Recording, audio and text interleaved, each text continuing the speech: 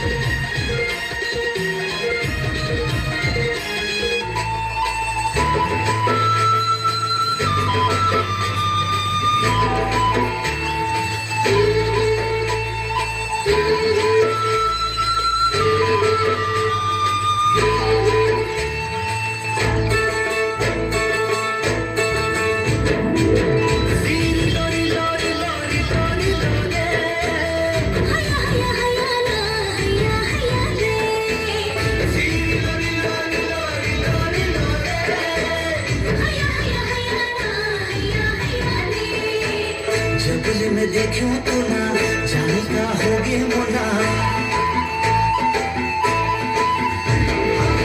जबल में देखो तो ना